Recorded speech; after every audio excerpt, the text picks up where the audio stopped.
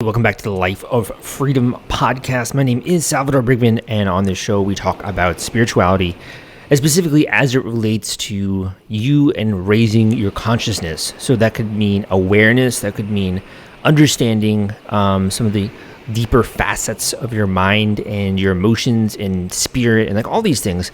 And the reason why I created this podcast is I think that it's very important to discuss topics in society that are not discussed in the mainstream, right? Because if you're trying to figure out how to do things, how to do something like move past difficulties in life or ascend to a new version of yourself that is closer to something more authentic, there really isn't very much good education or good quality teachings out there. So that's kind of why this podcast was born. It's obviously evolved over time. I kind of think of it as not only teachings for myself, but also a great way to pass on some of these learnings to you as well if you're going through this. And I think one of the other interesting things when it comes to this concept of spirituality is just the different perspectives that we have on it.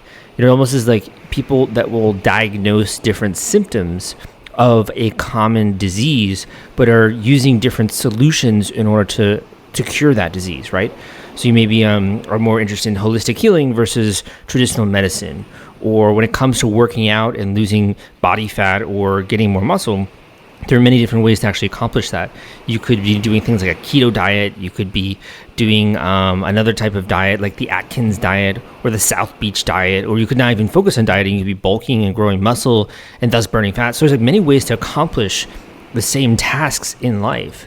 And I kind of want us to document that a little bit when it comes to this and to get behind the scenes of some of these more real, raw, and radical teachings that are out there. So today we're talking with the author of Awakening Consciousness, A Complete Guide to Personal and Collective Transformation. This is Radovan and a few other authors that helped to create this book. I think this would be a very good guide for you if you're interested in getting more of like a firmer grasp on how to incorporate this into your own life, as well as some practical teachings, strategies, and frameworks for thinking about this in a completely new way that isn't, I think, something that's out there and something that's very innovative, kind of like a newer model, if you will, of reality.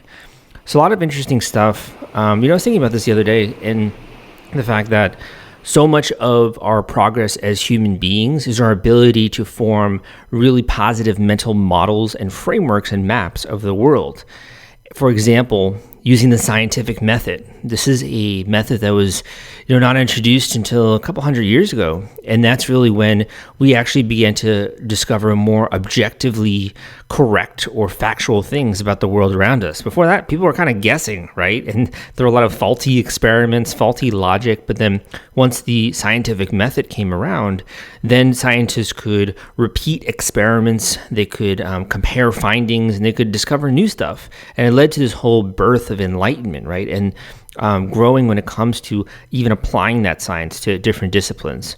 So I think that this is the power, honestly, of clear thinking. And the clearer that you can think and using some of these mental models, which you'll discover in just a second, the more that you can also transform your life and turn that power onto your own life and the things that you want to achieve. It's not just about, obviously, achieving things, in your personal life, like, I don't know, spiritual enlightenment or something.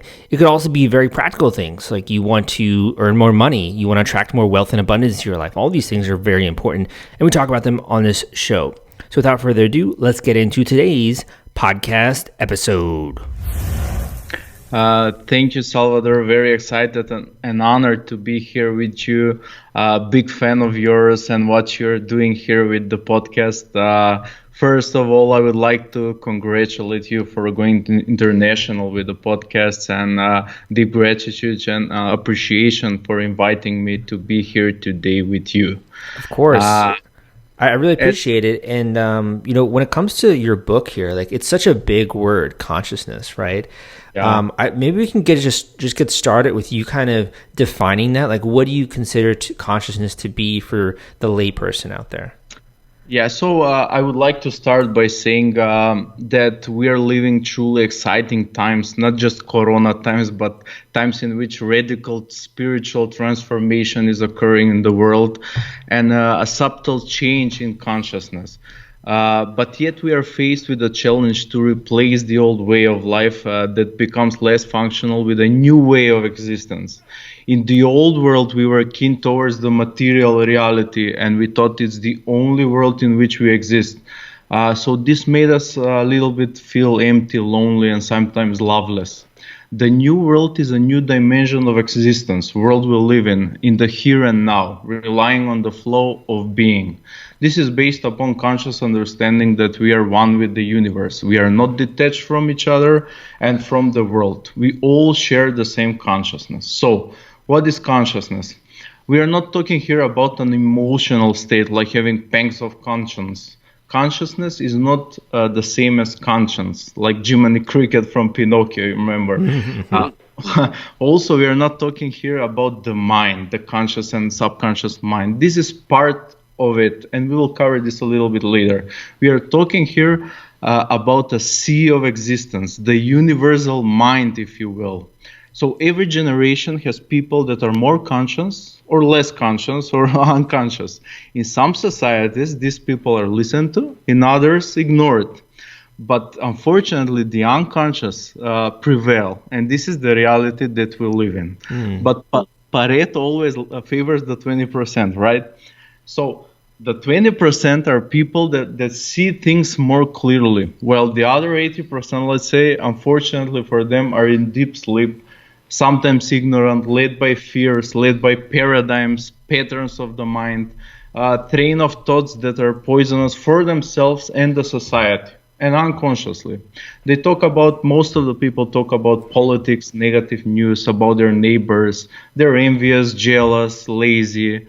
And there are some people who wish to work on themselves, to be better, to excel in body, in mind, in spirit, to see good in the society and wishes prosperity, obeys the laws of man and try to understand and comprehend the laws of the universe as well.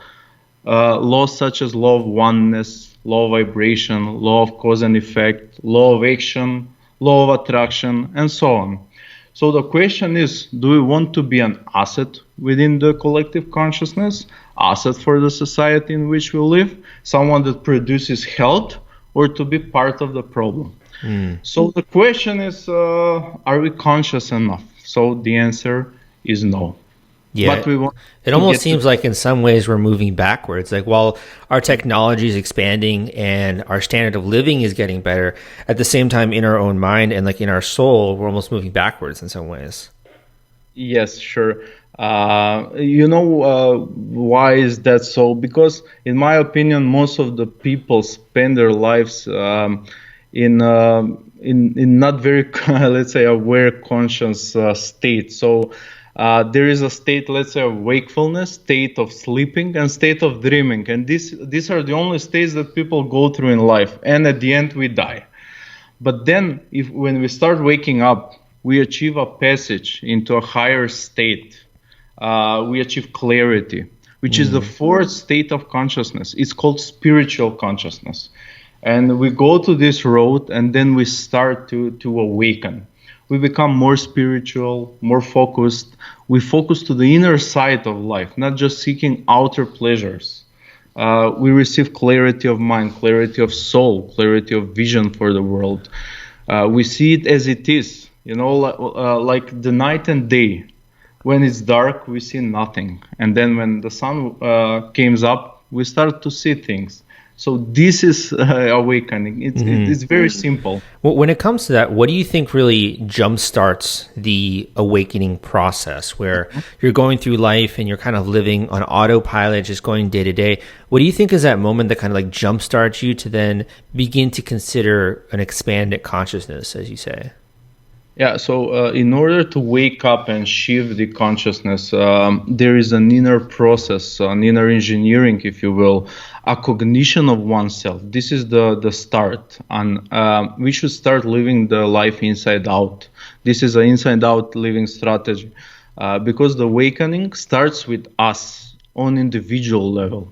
We cannot expect world to change if we do not change first. We cannot expect the society to change if we do not change first. We are simply mirrors of the world we live in. The world seems to us only as we are from the inside.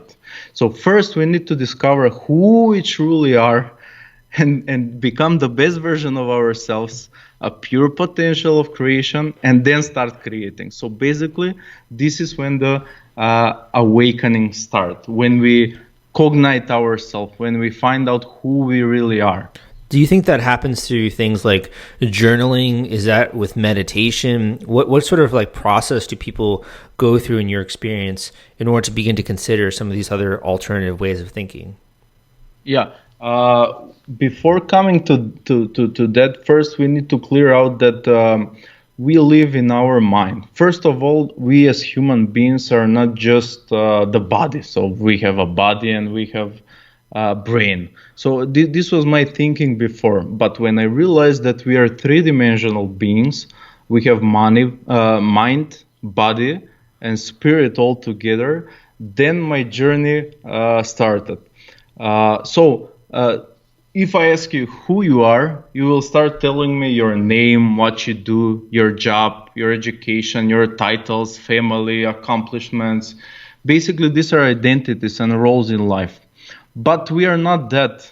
So the quickest way to understand who we are is first to know what we are not. So we are not what we perceived. We are the observer.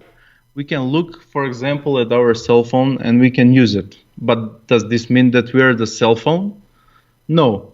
So I have a body and I drive it. I give commands to my motorics and my hands move, right? I have a body, it is a tool, and I run it. But we are not the body alone.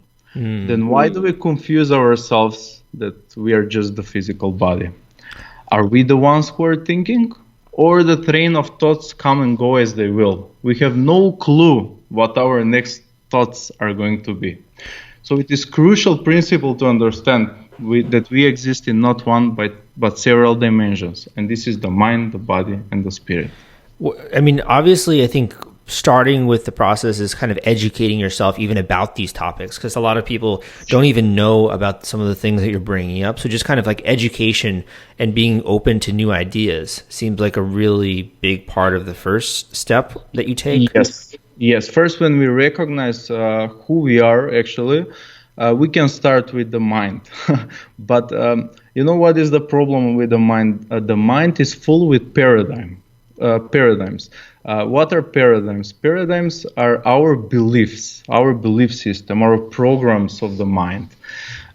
These paradigms are created by the mainstream media or the opinions of the majority of people around us, by our parents, our grandparents. They teach us things that they think are best for us, but sometimes they are teaching us their behavior, their opinions. They're just transferring this to us. And we live in a reality that we must comply to the mainstream. Otherwise, we're an outlaw. Then we are not accepted by the majority. So people will look down to us. So we all have paradigms. This is our belief system, values, programs, beliefs, habits, behaviors, opinions that are imprinted to us by the environment. And these can actually hold you back, it seems like, is what it is you're saying. Yes. So how are these imprinted to us? We have a conscious mind and we have a subconscious mind. This is the basics. The conscious mind is constituted of smell, touch, sight, taste, and hearing. So these are the five senses. And through the five senses, we get information. But the subconscious mind is made of the faculties of the mind, like perception, imagination, thinking, judgment, memory, emotions. So information comes to our conscious mind, and our subconscious mind can accept it as a truth or can reject it. So basically what we must do if we want to change our paradigm is to convince our subconscious mind of a new truth, to substitute it with the old truth. And an old truth that was imprinted in our mind by the surroundings can be an opinion like money is root of all evil. Don't go out, you will catch coronavirus. Let's make a solid contract because I always get screwed over. You know, it's an opinion. It doesn't mean anything. Yeah, exactly. Definitely. So when it comes to this, I mean, you're sharing tons of great information here, and I want to ask you more questions on this. But before we get to that point, I did want to ask you, like, you're so freaking passionate about this, man. Why is this such a big passion for you to spread, wisdom and teachings about this? Maybe I can present myself a little bit better. Before I started going deep into this stuff, I was not always a conscious being, as I said before. So I started working on myself, being on my personal development journey for 13 years now. Even though I'm coming from Macedonia, it's a small country, and people really, the collective consciousness is really low here. I always had an internal drive to want more, but not more in a material sense, but to become something more, to exploit my full potentials in life. So I graduated at 21 from the university, and I started working right away as a bank teller from the bottom. And I was working, and in the same time I started my personal development journey. And at that time I did not know how important it is, and this all, let's say, informal education that you can get. So as I said, I thought we are just the body. I never thought in my mind that I would start with some spiritual journey. So I never stopped growing since then. And at 26 years old, I became the CEO of my multinational company. And since then, I've been quite successful in the material world. Let's say I'm CEO and founder of 7 companies, from which one is in the US and the others are in Europe. So I'm non-stop, I just want to thrive and see other people thrive as well. So this book basically is part of my vision. I can explain a little bit how I came to write it. So as I said, it was my sheer desire. I was restless. My mind was full of information at a certain point that I wanted to share. I started my journey many years ago. As the audience can remember, I first saw the movie The Secret. It was 13 years ago, and I saw the documentary Zeitgeist. And I always like this combination of conspiracy theory and spirituality or personal development. Why? These subjects make me think and see things differently, make me get out of the box and realize that there is more to life than what is shown in the media. So I read a lot of books, many readings follow. I started following big names like Napoleon Hill, Robert Kiyosaki, Sadhguru, Deepak Chopra, Tony Robbins, Brian Tracy, Jim Rohn, Bob Proctor, Osho, and so on. I even went to their seminars like a couple of times. I gained almost 15 years of business and personal experience, tried many of the principles that are described inside the book, and I genuinely went for it. I met this book publisher a few years ago, and as they say, the rest is history. When it comes to you and your experience of sort of discovering and stumbling upon a lot of these teachings, what was it like when you didn't have access to it? Like, what was the pain that you were going through when it comes to dealing with the world or understanding yourself? Like, if you don't have access to this knowledge, it can be very painful, right? Yeah, sure. It's a very good question, Salvador. I was young, and at 21, I just finished university, and I was from ground zero, knowing nothing about the real world. So I went to a bank, and at an interview, I started from the bottom. And since then, the peer pressure was great. Like parents from my best friends coming to my work saying, "Oh, Radovan, you finished the best university in Europe, you should have been manager by now." And this made me so frustrated, and by nature, I'm very ambitious, and I want more, as I said before. So I was going through this later, and afterwards, this frustration stopped. So when I first saw this material, when I saw Secret, when I came upon a lot of books on this subject, I made this mental shift, and I came to a realization. I said to myself, now I need to have an internal positive attitude towards the stuff, towards all the stuff in the world. So I started smiling, even when I was in pain, even when I didn't know the solution. Job or private life doesn't matter. I was always smiling. I was seeing positive things in the world. So people in the halls in the bank were looking at me saying, Radovan, is there something good that we don't know that you know maybe? So yeah, it was very fun, and I excelled really fast, and yeah, up to this day I keep this positive internal attitude for everything in my life. So that's awesome. And I think it's so important. And even other concepts like, the energy that you pick up in the environment, like it totally changes, I think, particularly with the energy you bring to someone. Like if you're bringing just really upset, angry energy to someone, then you start to get in an argument, right? Versus if you're not, then it's like more peaceful. It's really interesting how that works. Yeah, this is part of the paradigm shift, as we talked, and here I need to bring up the thoughts and the emotions into the subject. Let's refine a little bit. Emotion equals energy, equals frequency, equals consciousness, equals vibration. So as people say, emotion is energy put into motion. So in order to work and function properly, we need energy, do we not? Yes. Mm-hmm. But in order to have more energy, we need to feel good, to have the right posture at least, right? Can we do something right without energy? No. So energy is being very much related to our emotional state, and vice versa. Our emotional state determines our energy level. Every emotion has its own frequency, therefore energy level. And this is a profound knowledge, a key ingredient for a successful life. The breakthrough here is that our emotions can be changed at will, so my reality can be created at my will. So we have the power to change it all. So how to transform the emotion? Let's have an example. Let's say in the business life, you have done an amazing business deal.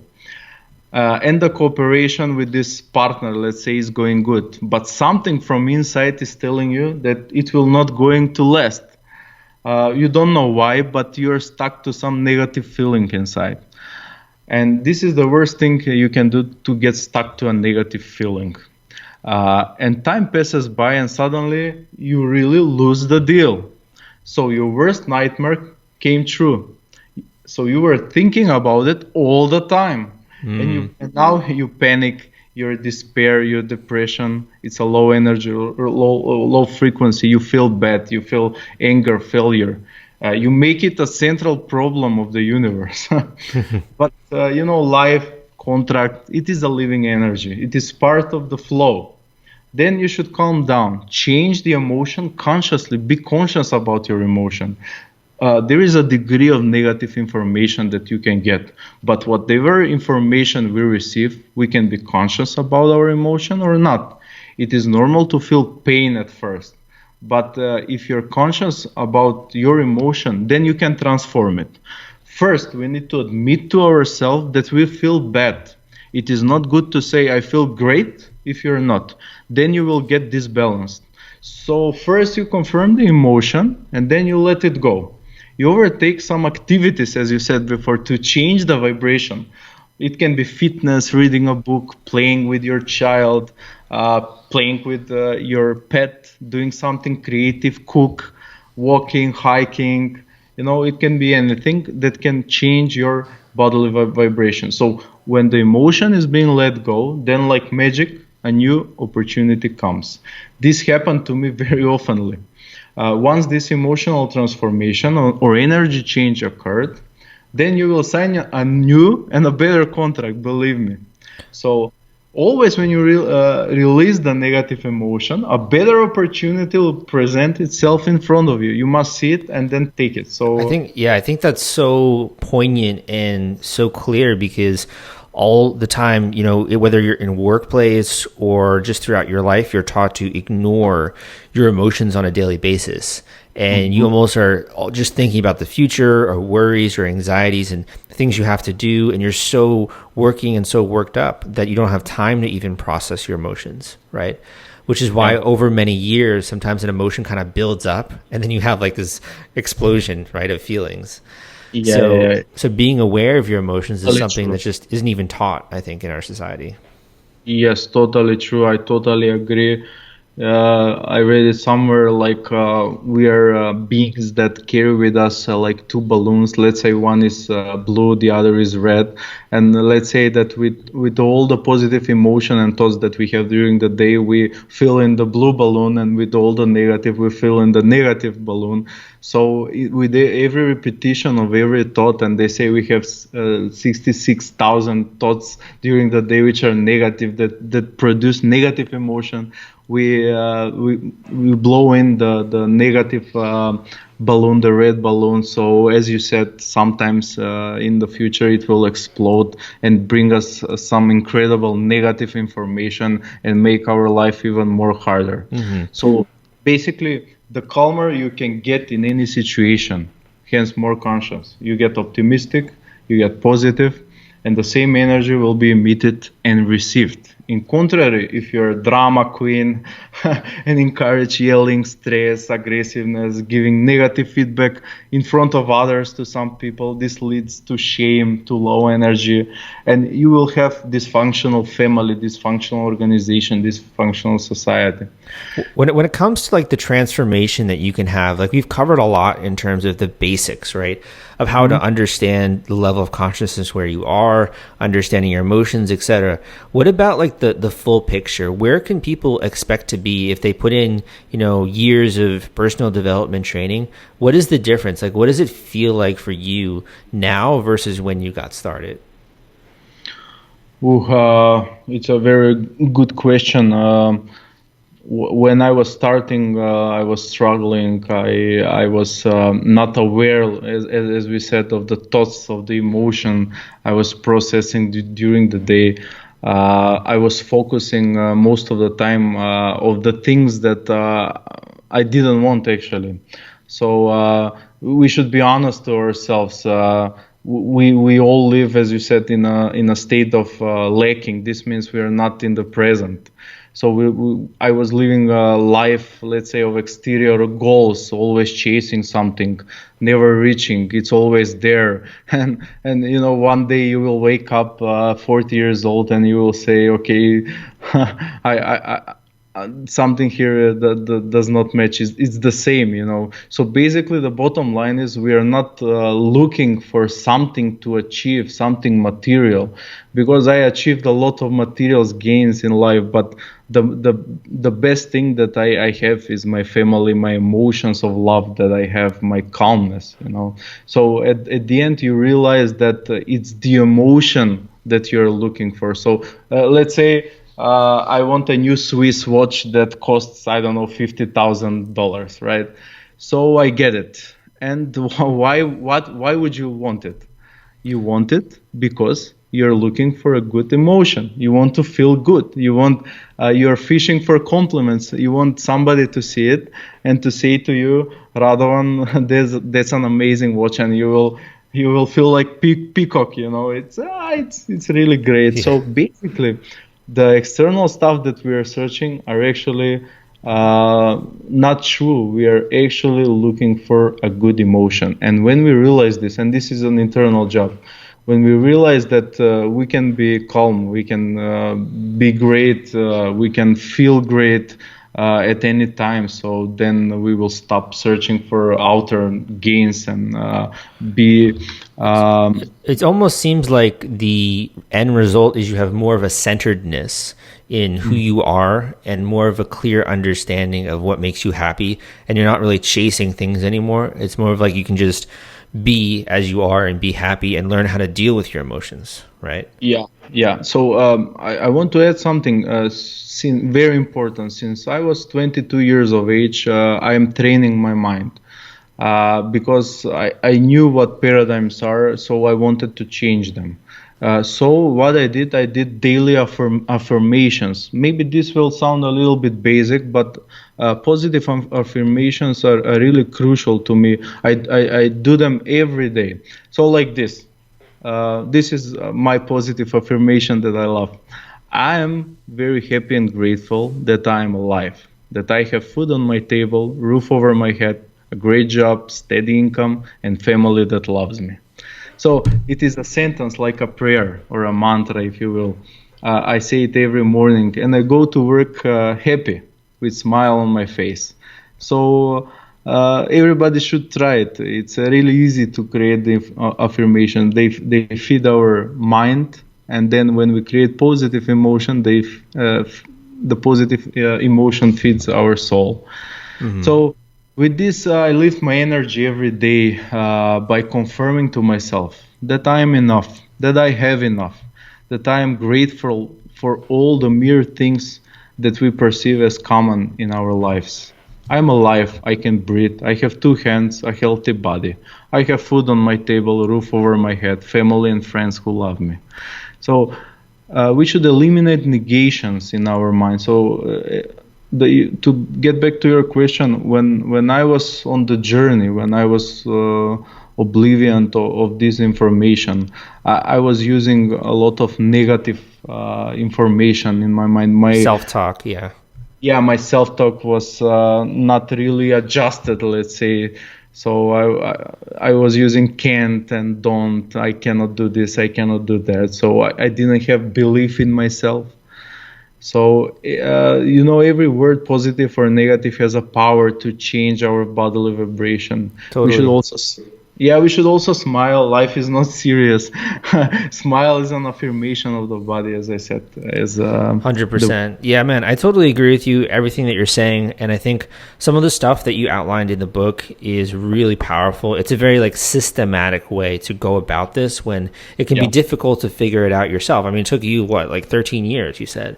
So yes. Here it's like a condensed format, which I love. Where can people go to learn a little bit more about the book?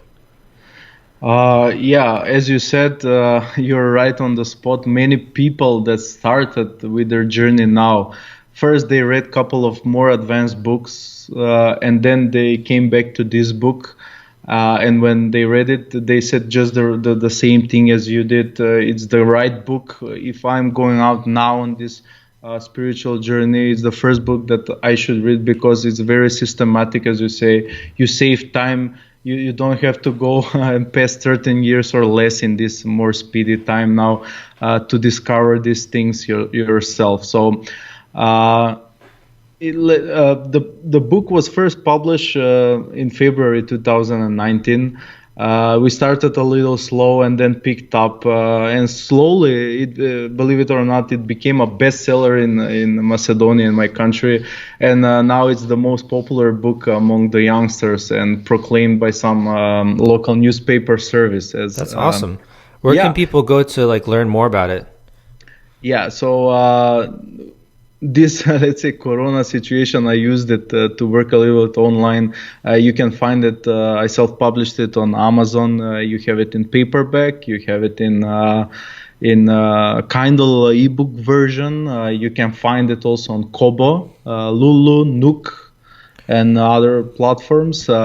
Believe it or not, the cover was actually designed by McCain marketing agency, and it looks really cool. So I always prefer the paperback version, but I leave it to the readers. Awesome. So the paperback version on Amazon, you can get it for $13.90, and the Kindle ebook version is $7.99. Awesome. But you can also find the book at the official webpage, which is awakeningconsciousness.com. So here you have it. You have the ebook version even cheaper than on Amazon. You can have it with few clicks for $4.99. So very cool. Well, thank you so much for coming on the show here and just giving us the taste of all of the stuff that you've been learning over the last 13 years. And I think it's really important nowadays, especially with everything that's going on, all the negative media that's being fed and just like barraged at our brain every single day. I think it's so important to feed yourself with powerful affirmations like you were sharing, and also just really good quality educational content. So I appreciate your time, and thank you so much for coming on. Thank you, Salvador. It was my pleasure, and I want to greet all the listeners out there and say to them, have a wonderful day. Hey, thank you for listening to this episode of the Life of Freedom podcast. You can go and listen to some of the other ones we got out there on iTunes, covering many different types of teachers, many different ways of going about understanding reality and consciousness, and all of those really deep philosophical topics that are so freaking important in life, but that a lot of us gloss over. I think there's this period in life where maybe from age 16 or age 13 until you're about 22, 21, people really start to think about these concepts, like what does it mean to be authentic? What does it mean to pursue truth? What does it mean to live a life that you're happy with, right? But then as we get older, we tend to forget some of these more philosophical questions because you got to pay the bills, right? You got to go to the 9-to-5 job. You got to work out of a cubicle. And it's not always super fulfilling, but you'll then also take lots of obligations under your wing, like credit card debt, mortgages, a dependent, like having a kid, having a spouse. And they can really kind of eat away at your mind, and it fills your mind with all these new problems that you have. You don't have the time to actually explore and to make room for yourself. I think over many years, what this can lead to is just a lot of lack of being in touch with yourself, a lack of direction that you want in life. And you wake up, and a lot of years have gone by and you just feel worn out, unhappy, and like this was not the life that you imagined when you were a little kid. So I think that some of the steps that were shared in today's podcast episode are really great stepping stones for going towards something that's a little bit more of an examined life. Is that saying that the unexamined life is not worth living, right? I think it's a little bit easier to move towards that when you have a framework to understand it. Like if you're just thinking about it on your own, you can go a little bit crazy because you don't know what's right, what's wrong. You're not sure if this or that. There's a lot of uncertainty, and your thoughts go in circles, right? Without any kind of real rigid framework, it's just jumble. It's kind of like with a book. If you were to hand someone a bunch of papers that are not bound together and there are no breaks in the paragraph, there are no chapters or sections, and there's no cohesive thought or thread of thought that's running through that book, it's going to be hard for that person to take away anything meaningful, right, from it.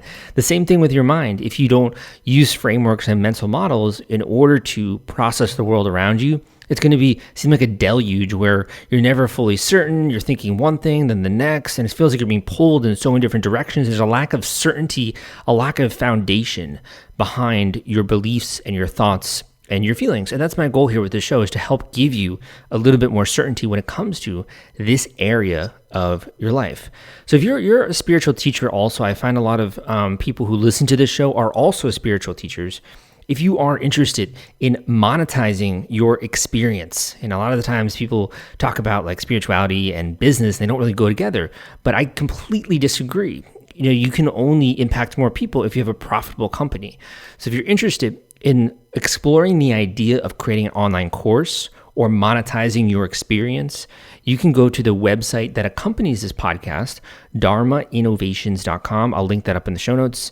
And if you want to, you can partner with us to get your word out there, to get your message out there with video, with done for you editing, curriculum design, development, checklist, all that kind of stuff that goes into a really comprehensive course. I've created a lot of courses over the course of my career, no pun intended. And I'd love to bring some of my expertise and skills to you so you can reach more people. So just go to that link. I'll put that in the show notes. Again, my name is Salvador, and I will see you next time.